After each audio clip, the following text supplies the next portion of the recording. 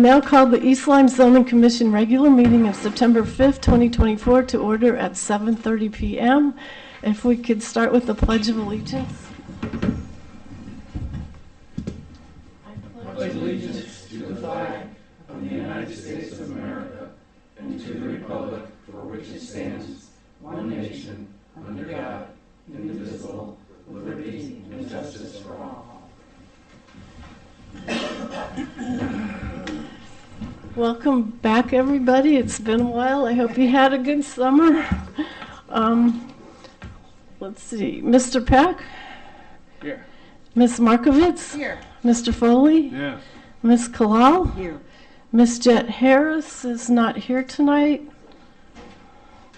Mr. Liska? Ms. Susko? Ms. Uhas? Yeah, would you mind sitting for Ms. Jet Harris? We have Mr. Mulholland here. Here comes And it's your turn anyway. So yeah, and Miss LaRocco's here. We also have our ex officio, Miss Hardy's here tonight. Tonight we do not have a public hearing, so we're going to move on to our regular meeting. The first and only thing on our list tonight is the application of Keith Nielsen, P.E. of DACO Incorporated, agent for Craig Hecker, for coastal area management for site plan review for new landscaping walls for property located at 58 Shore Road, Niantic, Assessor Map 08.4, Lot 58.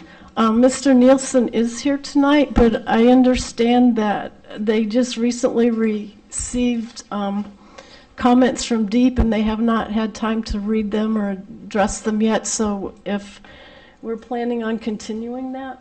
Madam Chair, if I may, Yes. I had a meeting, I think it was actually last week or maybe the week before, with DEEP out at the site, and they sent some comments. We didn't get them till the mid-morning this morning. Even I have not had an opportunity to digest them, and certainly the applicant hasn't, so he's asked to open and continue with no discussion until he has an opportunity to address the items and then make a decision on whether they're moving forward or whether the items can be addressed that DEEP has raised. So we would ask that it be just continued, no discussion. Thank you. So if that's fine with everyone, we'll continue that till next meeting. We have approval of the minutes. Does anyone want to make a motion? I make a motion to approve the minutes. I'll second it. All those in favor say aye. Aye. Aye. Against? Abstain? Okay, 600. Old business. Actually, we thought we were going to get Attorney Bleasdale here tonight, but he had a conflict, so we're expecting him to come to our next meeting. After a year, we're going to get our update on where East Lyme stands with affordable housing. Subcommittee reports, the mixed-use CA zone. I understand you're still working on that. New business to schedule going forward. We have 3 items. Well, actually 2. Application of Susan Lehman, member of Lucky 9 LLC, owner for Coastal Area Management Review for proposed repairs to an existing stone shoreline for property located at 219 Old Black Point Road, Assessor Map 02.1, Lot 9. Mr. Mulholland, could you schedule a public hearing? I think it would be a regular meeting item. Okay. As opposed to, but I will schedule it for a meeting. Thank you. Okay. And the application of Mark Christensen for proposed text amendment and zone change. That one, I believe we need a public hearing. There will be a public hearing, and then I've got a mandatory referral to 3 different reporting agencies, as you're all aware.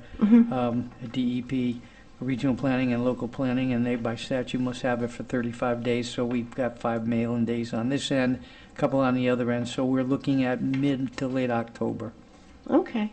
What's that in reference to, Bill? It's a proposal. I don't want to get into depth for asking for a zone change on the north end of town of a large portion of the area on the zoning map that you will see on the map to your left, which is the zoning map. It's a request to rezone much of the RU 80 and upzone it to a larger designation. So we will deal with that in the near future. It also requires a text amendment to modify slightly the RU80 label. Okay. Is there anything tonight that any commission member has to bring up? No? Zoning related, you mean? Yeah. No. Okay. We don't have any correspondence. Public delegation, it's a time when members of the public are invited to speak to the commission regarding zoning land use items that are not on the agenda. Is anyone here tonight? Wow. Okay, moving on. Mr. Mulholland, what do you have for us? I don't have much. I think it has significantly slowed down, and I think that's due to the economy and the election. I think everybody's just kind of pulled back a little bit. I think interest rates have tempered it to some degree, and I'll just share in my other capacity over in Noank, we're down by a third in terms of applications. Here it's slow. The more significant development activity, I'm still getting calls, and they're usually from more significant type developers, mostly inquiries, what if stuff. So we're working on that. Wetlands is dealing with a large application. However, I don't think it's going to come to zoning in the capacity that's been presented to them, because the use is not a listed permitted use, and I don't want to say any more because I suspect they may come in for a text amendment. So we may see that in the future. But with that, we're steady, but not crazy. Awesome. Are you at all involved with the Exit 74 construction? No. However, I have had meetings about the trees at Stop and Shop. I had a meeting with the DOT, the contractor that's contracted to develop that, and some of our staff. Regarding the trees, I had requested that they save them and not cut them down. It's in the contract to take it. There's some controversy back and forth. I have sent a letter to the, not necessarily Stop and Shop, but to the owner of that development. And they have an attorney representing them, Attorney Sweeney, whom we've seen appear before us, and he and I are discussing some next steps to get the landscaping put back, and apparently there may be some responsibility on the company that owns the development to put them back. They left one standing, and we had a very significant, intense exchange in our meeting, and I will leave it at that. That's the very limit of what I have being involved. It looks like that area is going to look like a concrete jungle. It certainly Is does. there any way you can input something that can get some trees I will- planted somewhere? I will Whatever's share with left. you that at the beginning of the project, I went to DOT headquarters representing the town with our town engineer, who's no longer with us, and he's been replaced by somebody, and I met with them. I met with 10 or 15 people. I requested that they do some additional work. We go downstate to the western end of the state, and they seem to be the beneficiary of enhanced landscaping, bridge abutments that are stamped, which we're getting because I asked at that meeting and they agreed. They're telling me, and they brought in a landscape person that DOT has, and we had significant discussions, and they apparently have a plan. I don't have it. Our engineers may or may not. We're not quite there yet. They're telling me that they will landscape. And of course my response is, you mean you'll hide Costco again with 30, 40-foot trees? That fell on deaf ears, but they have a plan to green it up. I think we're all going to kind of hold our breath. I share your view, and we haven't had any discussions about it. I think most of us share that same view. It looks like a concrete jungle. There's a piece of green grass, they seem to be able to find it and get rid of it. With all due respect, we also need to realize it is a construction site. I'm disappointed they didn't save a lot of the trees I thought they could save, but that's what they chose to do. And we don't have any legal jurisdiction whatsoever. They're outside our purview. Now, that row of trees on the north side of Costco, last time I looked, looks like they were saving those. To date, when they tie that road in, I don't think they're going to affect those trees. I pushed pretty hard, as some of you know I can on occasion. I think we need to be careful what we say. The plan is in place, the contracts are out, they're doing the work. As that kind of work goes, I think, in my opinion, they're doing a pretty good job in moving it along because it's such a major project. But with that said, disappointing that they seem to be eliminating anything that's green, and I don't think anybody in the community would disagree that. We're all a little disappointed in that. But nonetheless, that's the current status. I'm probably not very popular with that group right now, but that's okay. I'm hoping at the end of the project it will come together. And as we all know with construction projects, when it's in the middle, we're all kind of scratching our heads. We need to wait till it's done before we judge it, like any project, and it's difficult to do, even for me on this one. But I think we need to kind of wait and see. I don't know a zoning official in Connecticut that's popular. We don't care. Can I make a comment? I thought I heard that the contract with the DOT was with the pollinator pathway, so I think here in East Lyme. So that's the last thing I heard, so maybe I'm in the not end- aware of any of that Okay. piece at all. Okay. I'm not so sure that's I remember valid. her making an announcement that they were working with Maybe the they've DOT. talked to someone at some level. The people I met with is the DOT project manager and the head of the construction company. We had a very lively discussion. I still stand by my view. They could do better in terms of the greenery, et cetera, and maybe dust control. But again, we don't have any authority or jurisdiction. Anybody else? Miss Hardy, do you have anything for us tonight? Yes, I want you to feel like it was worth your while to come here tonight. Not that you wouldn't welcome a night off, as I would also. So let me follow up with some comments on your recent discussion about the construction site. This is causing additional problems in town with traffic patterns on back roads. Several years ago, this wouldn't have been such a problem. But now with GPS, they can find all these alternate routes and on these side roads. And we're having considerable problems with people going on our, less traveled roads, people speeding, a number of people complaining that pets who normally, dogs in particular, who normally do a little bit of free roaming, have been hit. And the police, of course, are stretched thin with having the duty at the construction site.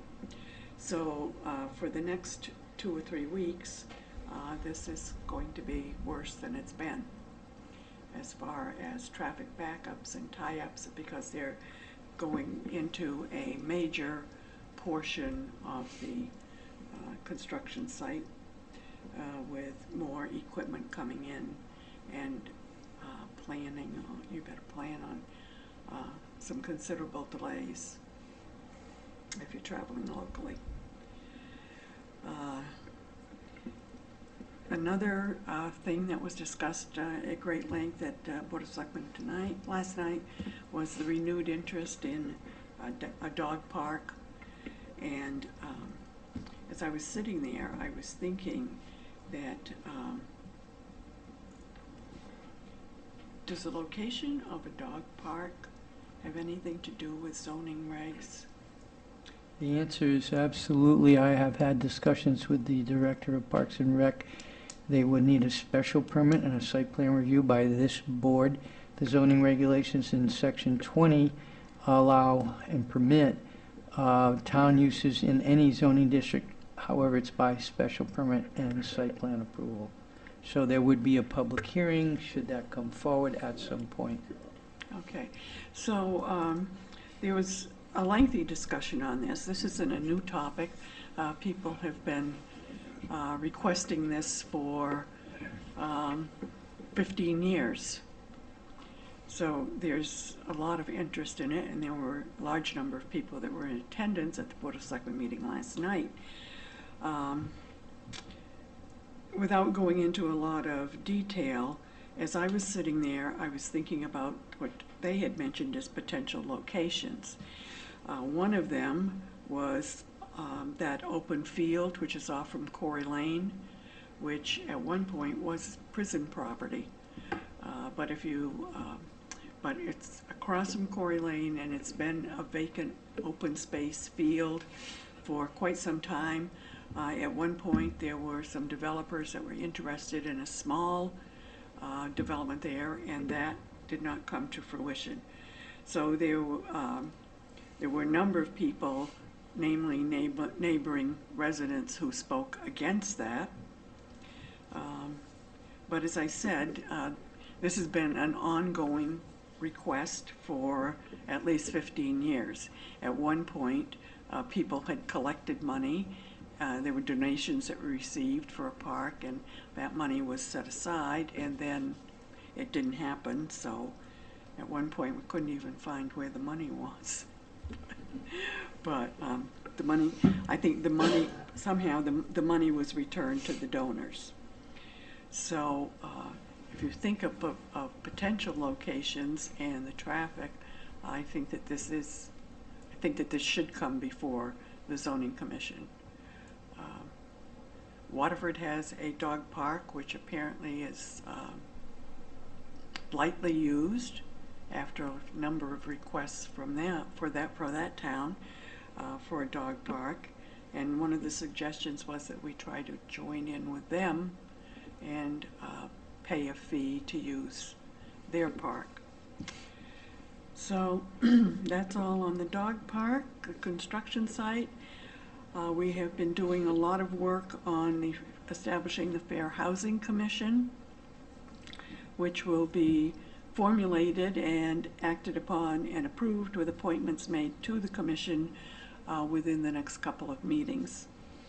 There's a lot of interest, but as in the formation of any commission, we have to be aware of political party affiliation, balance on the commission, and this is something that I think the commission itself, as well as the development of rules applying to fair housing, I think is a very important step for the town.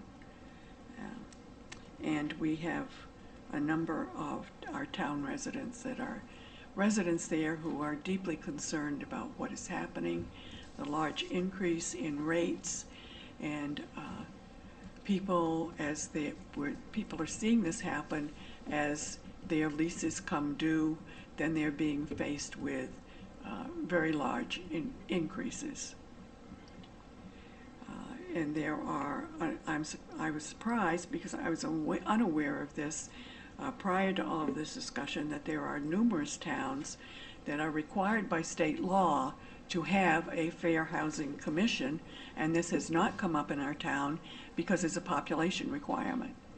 And so we haven't intentionally avoided this, it's just that it hasn't been an issue. And now it is, and even though we don't have to do it, we should do it, and we will do it, because a large number of our residents are affected by this. And Roseanne, has the Board of Selectmen definitely decided that this board needs to be a separate board? I looked at the websites of a number of towns, Groton, Guilford, Madison, that have been forced, because there are over 25,000 people, to have a commission. And rather than appoint a separate commission and have another budget and another employee, they just have an acting board also act as the Fair End Commission. in the same way that we act as the Aquifer Protection Board. That concept was not discussed, but I'll certainly be happy to bring that back because I don't care one way or another, I was just curious. well, the suggestion makes sense. And I think it's going to be a very difficult board to populate. I mean, politically, yes, well, to keep the, under- no, under to keep the Freddie's, balance. right. But let me bring that suggestion forward. I mean, there's a lot of there's boards, there's groups already on the books, not on the books, that exist in town that aren't that busy.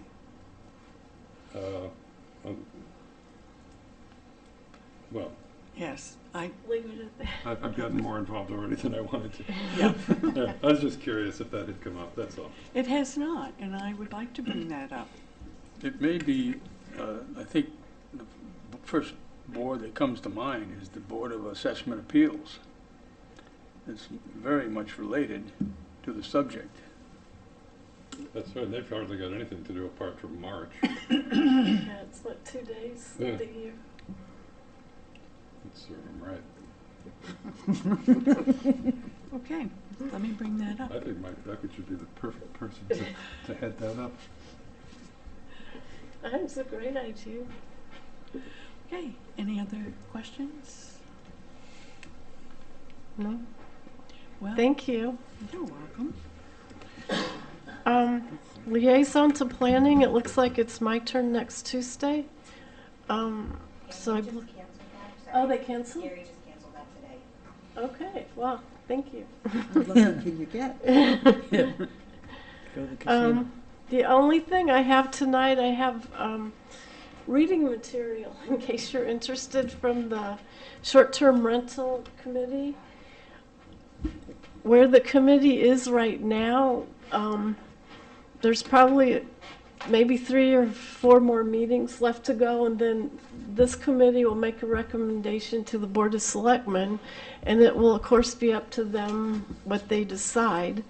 But some of the possibilities, the board could decide to do nothing at all. They could decide we need an ordinance. They could decide it should stay in zoning. They may decide we need a referendum. There's a lot of different ways it could go.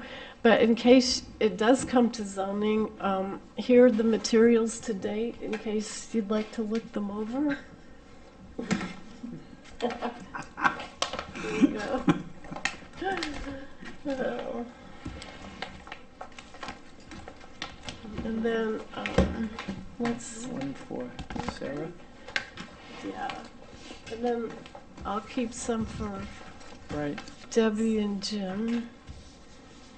So our next meeting on the short-term rentals is Monday, I believe it's the 23rd is the Monday, but and anybody's welcome to come to those meetings if you're interested. They start at 7 o'clock. So that's all I have, so unless there's anything else. Someone want to move to adjourn? So moved. I'll second it. Meeting, all those in favor say aye. Aye. That's what I'm Meeting adjourned. Oh, before either.